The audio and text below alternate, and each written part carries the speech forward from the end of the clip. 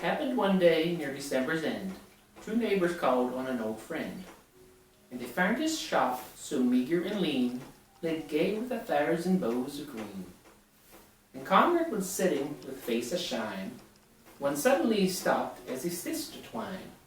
And he said, "Old friends, at dawn today, when the cock was crowing the night away, the Lord appeared in a dream to me, and said, 'I'm coming your guest to be.' So I've been busy with feet astir, and strewing my shop with branches of fir. The table was spread, the kettle was shined, and over the rafter the holly is twined. Now I'll wait for my Lord to appear, and listen closely, so I will hear his steps as he nears my humble place. And I'll open the door and look on his face." So his friends went home and left Conrad alone, for this had been the happiest day he had known. For long since his family had passed away, and Conrad had spent many a sad Christmas day. But he knew, with the Lord as his Christmas guest, that this Christmas would be the dearest and best. So he listened with only joy in his heart, and with every sound he'd rise with a start, and look for the Lord to be at his door, like the vision he'd had a few hours before. So he ran to the window after hearing a sound, but all he could see on the snow-covered ground was a shabby beggar whose shoes were torn, and all his clothes were ragged and worn. But Conrad was touched, and he went to the door, and he said, "You know, your feet must be frozen and sore. I have some shoes in my shop for you, and a coat that'll keep you warmer too."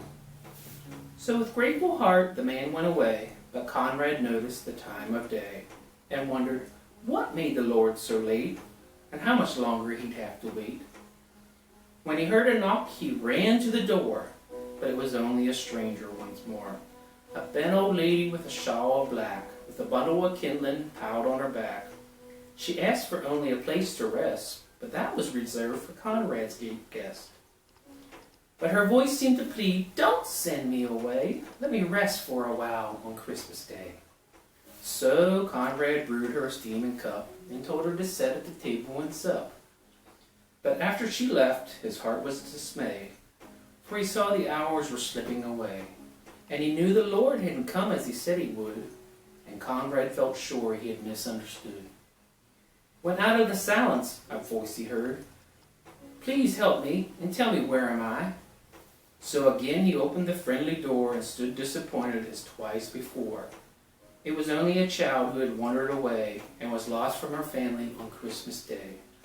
Again Conrad's heart was heavy and sad, but he knew he should make the little girl glad, so he called her in and he wiped her tears and quieted all her childish fears.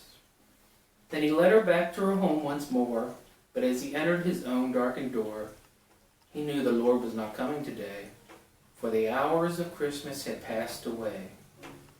So he went to his room and he knelt down and prayed, and he said, "Dear Lord, why did you delay? What kept you coming from calling on me? For I wanted so much your face to see." When soft in the silence a voice he heard, "Lift up your head, for I kept my word. 3 times my shadow crossed your floor, and 3 times I came to your lonely door. I was a beggar with bruised cold feet, and I was a woman who gave something to eat. I was the child on the homeless street. 3 times I knocked, and 3 times I came in, and each time I found the warmth of a friend. Of all the gifts, love is the best, and I was honored to be your Christmas guest."